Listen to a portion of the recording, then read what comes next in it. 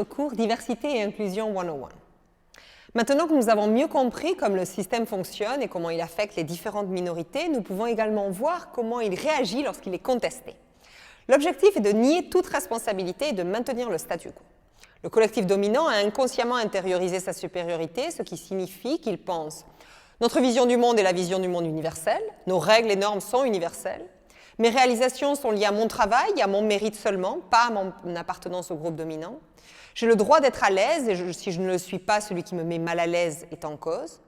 Les actes racistes et sexistes subis par les dominants sont équivalents aux injustices subies par les collectifs opprimés. Tout le monde a autant de choix et d'opportunités que moi, il suffit de les saisir. Je ne suis pas responsable du passé et j'ai le droit de l'ignorer. » Lorsque le collectif dominant est contesté, il réagit individuellement ou collectivement de différentes manières. L'une des premières techniques est de nier la réalité. Le dominant remet en question la légitimité des faits que vous avancez. « Tu exagères, tu inventes, tu es sûr que c'est vraiment ce qui s'est passé? Quelle est la source de tes études ?»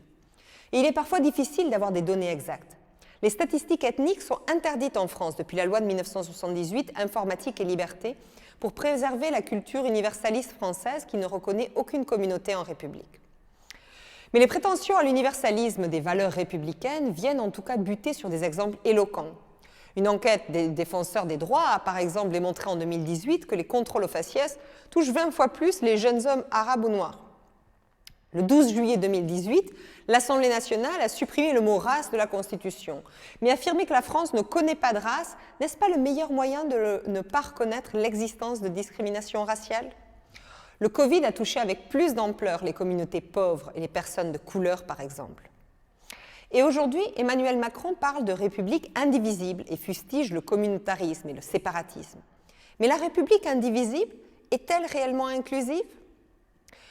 Le dominant aura aussi tendance à se poser en victime, en manipulant les chiffres et en diabolisant l'autre et en faisant peur.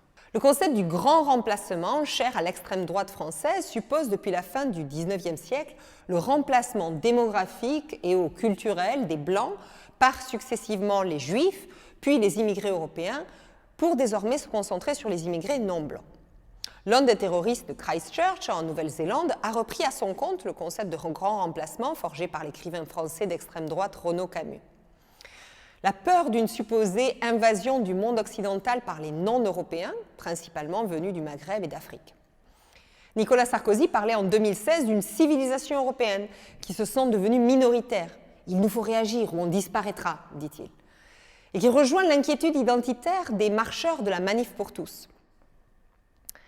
Pourtant, cette projection alarmiste n'est pas fondée. Elle est basée sur nos peurs, sur notre racisme et notre islamophobie. Même en additionnant les migrants extra-européens et leurs descendants, on peine à parvenir à 12% de la population française non caucasienne. On est donc très loin d'un remplacement. Au-delà des chiffres, nous vivons un moment où la population historiquement dominante, blanche, catholique, hétérosexuelle, voit sa domination contestée et agite le spectre de l'islamisation, pour ne pas perdre son pouvoir. Une autre tactique consiste à faire en sorte que la minorité perde sa crédibilité.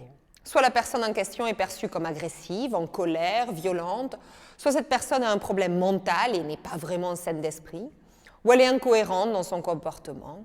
Elle peut avoir des arrière-pensées, comme l'argent ou l'avancement professionnel. Dans tous les cas, l'idée est de montrer que la personne qui dénonce les discriminations n'a aucune crédibilité et ne doit donc pas être crue. Cela permet à l'agresseur de reprendre le récit et de se présenter comme victime d'une calomnie et d'une campagne de diffamation. En retournant le récit, le dominant reprend le pouvoir et montre également aux autres ce qui va leur arriver s'ils veulent emprunter la même voie. Une autre tactique pour maintenir le pouvoir est de diviser pour régner, car la domination fonctionne mieux dans une culture de déconnexion et de fragmentation.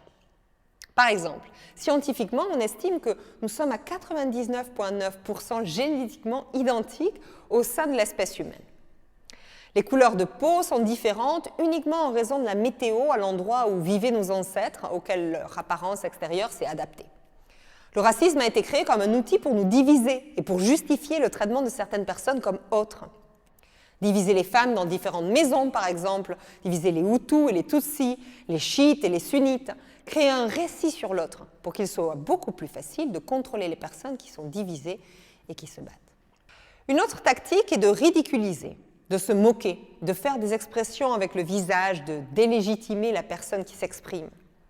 Les autres tactiques sont se centrer. Oh, je ne peux pas croire que vous pensiez que je suis raciste, je suis une bonne personne. Le déni que les expériences des autres soient différentes des vôtres. Cela ne me dérange pas, moi, que les gens fassent des blagues sur moi. Le déraillement. Certaines personnes n'ont même pas de nourriture. Pourquoi ne parlons-nous pas d'eux à la place? Le refus de centrer les personnes touchées. Toutes les vies comptent.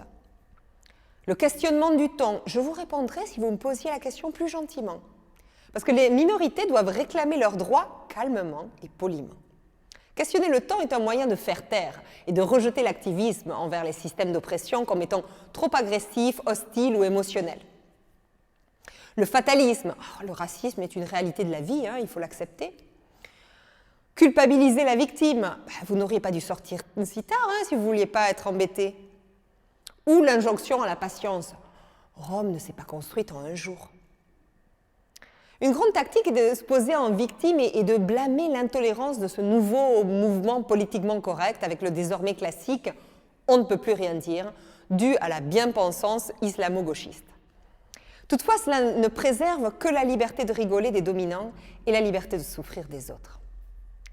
Pour ma part, je suis plutôt ravie que nous ayons évolué depuis les playmates du Bébête Show de Colaro ou les grosses têtes des années 1980. L'impact de toutes ces tactiques est de faire taire les victimes et de protéger le dominant. Si la dissuasion ne fonctionne pas, les minorités peuvent être emprisonnées ou tuées pour être gardées sous contrôle. Et souvent, dans ces situations, le dominant bénéficie d'une impunité quasi totale. Aux États-Unis, 98% des meurtres commis par la police entre 2013 et 2020 n'ont abouti à aucune accusation. En France, l'affaire Adama Traoré n'est toujours pas éclaircie. Et au Canada, aux États-Unis, en France, sur 1000 viols, 995 violeurs sont libres. Le système est solide. Comme exercice aujourd'hui, réfléchissez. Avez-vous vécu des moments où le système a tenté de vous faire taire? Comment? Au travail, dans votre famille, dans vos relations? Comment vous sentiez-vous? Bon courage.